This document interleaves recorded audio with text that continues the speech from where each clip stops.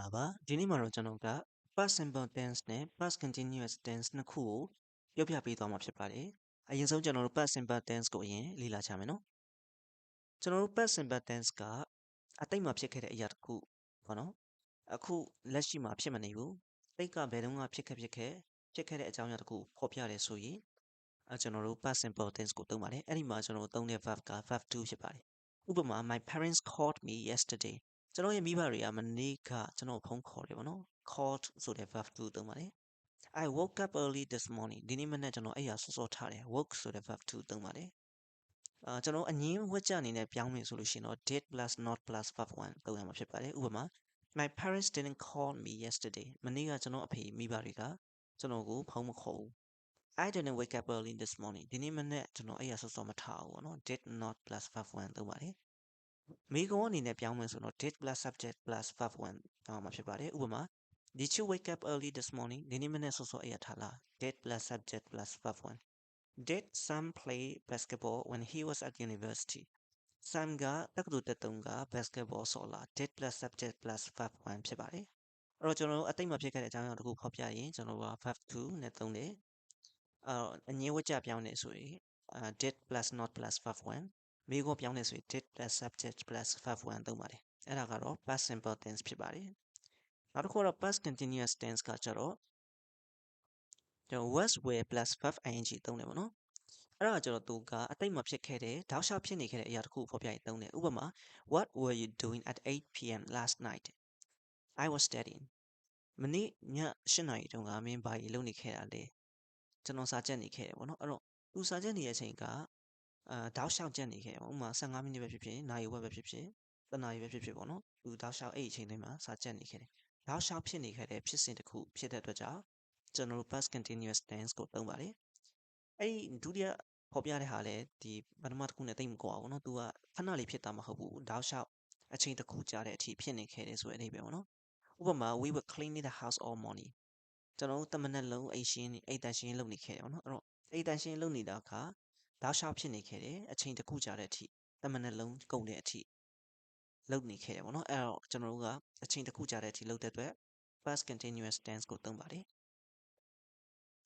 ကျွန်တော်တို့ဒီ past simple နဲ့ past continuous နှစ်ခုပေါင်းသုံးတဲ့စာကြောင်းတွေရှိရပေါ့နော်ဥပမာသူကတော့ဒီပေါ်ကကြောင်းကတော့ကျွန်တော်ဒီပုံလေးနဲ့ကြည့်ရင်သိတာတယ်ပေါ့နော် past continuous tense ကသူ့အနေနဲ့သူဖြစ်နေတယ်အဲ့ဒီအချိန်မှာ past simple tense ကရုပ်ကြက်ထဖြစ်သွားတယ်ဥပမာ while I was studying I suddenly felt sleepy ငါစာကြက်နေတယ်တောက်လျှောက်စာကြက်နေတဲ့အချိန်မှာရုပ်တရက်အိမ်ငိုက်သွားတယ်ပေါ့နော်ဒုတိယအကြောင်းကလည်းပထမအကြောင်းနဲ့တိတ်မကွာပါဘူးအဓိပ္ပာယ်အတူတူပဲဒါပေမဲ့သူကတော့ past continuous tense ဖြစ်နေတဲ့အချိန်မှာ past simple tense ကဂျားကနေဝင်ပြီးတော့ရုပ်တရက်နောက်ဆက်သွားတာ interrupt လုပ်သွားတယ်လို့ပြောရအောင်နော်အဲ့တော့ဥပမာဆိုလို့ရှိရင် I broke my leg when I was skiing ငါရေခဲရှော့စီးနေတဲ့အချိန်မှာခြေထောက်ကျိုးသွားတယ်ပေါ့နော်အဲ့ဒါခြေထောက်ကျိုးတဲ့ကိစ္စကရေခဲရှော့စီးနေတဲ့ကိစ္စကိုဝင်ရောက်နှောက်ယှက်သွားတယ်ပေါ့နော် I was going to work as I was going to work I saw an old friend ငါအလုပ်သွားနေတဲ့အချိန်မှာတငယ်ချင်းကိုတွေ့လိုက်တယ်တငယ်ချင်းဟောက်တွေ့လိုက်တယ်ပေါ့နော်အဲ့တော့သူအလုပ်သွားနေတဲ့ကိစ္စအယုတ်တည်းရဲ့အနောက်ချက်ခံလိုက်ရတယ်လို့ဖြစ်သွားတယ်ပေါ့နော်အဲ့ဒီလိုမျိုးအဓိပ္ပာယ်ကိုတက်ရောက်မှုရှိပါတယ်ဘယ်လိုပဲဖြစ်ဖြစ်ပေါ့နော်သူကနှစ်ခုတွဲသုံးတယ်ဆိုရင် past continuous tense ကဒါရှောက်ဖြစ်နေတယ်အဲ့ဒီအချိန်မှာ past simple tense က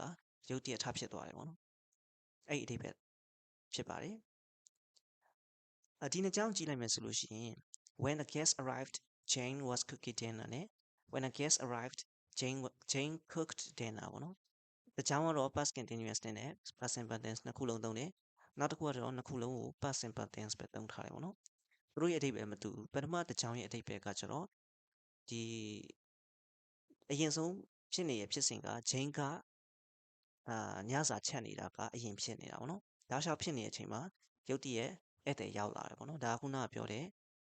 သဘောတရားနဲ့အတူတူပဲပေါ့နော်ဒုတိယအကြောင်းကတော့ဧည့်သည်အရင်ရောက်လာတာဧည့်သည်ကအရင်ရောက်ပြီးတော့မှချင်းကဟင်းစချက်တယ်ပေါ့နော်အဲဆိုတော့အဲ့ဒီနှစ်ကြောင်းရဲ့အဓိပ္ပာယ်မတူပါဘူးအဲ့တော့ကျွန်တော်တို့ဒီ past simple tense နဲ့ past continuous tense ကို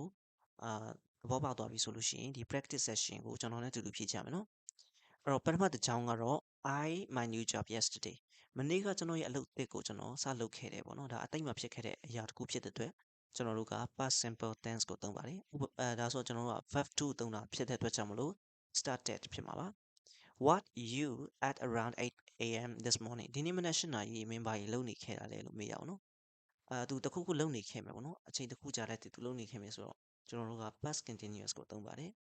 အဲ့တော့ကျွန်တော်တို့က you ဆိုတော့ where ကိုသုံးတယ်ပေါ့နော် where you doing verb ing က doing ပေါ့နော်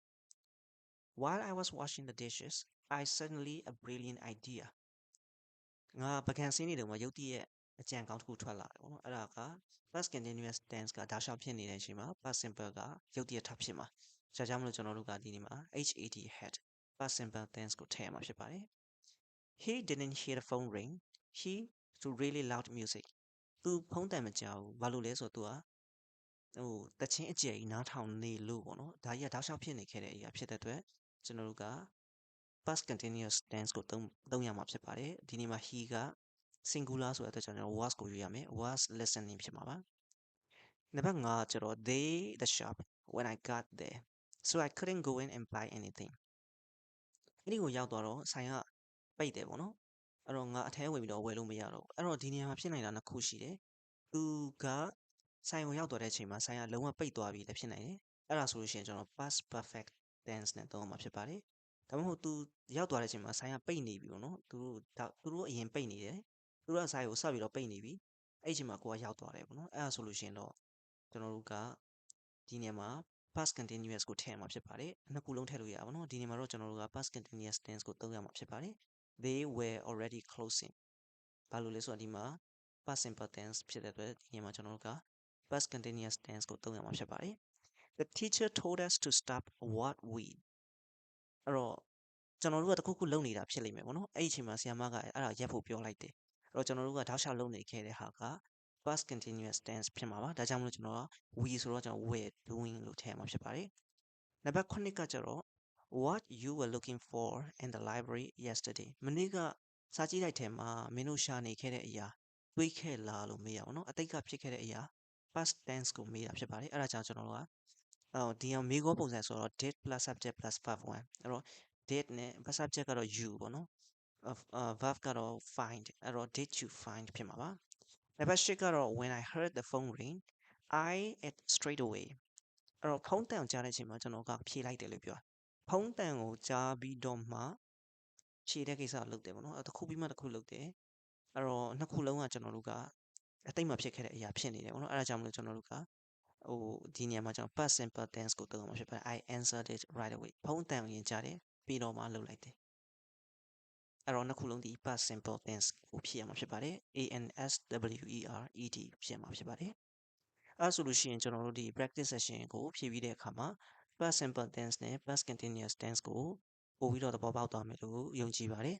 အဲ့ဒါဆိုလို့ရှိရင်ကျွန်တော်တို့ဒီ practice session 2ကိုဘာသာကိုလုပ်ကြည့်ပြီးတော့အဖြေကို comment ထဲမှာတိုက်ကြည့်လို့ရပါတယ်အဆုံးထိနားထောင်ပေးတဲ့အတွက်ကျေးဇူးများတင်ပါတယ်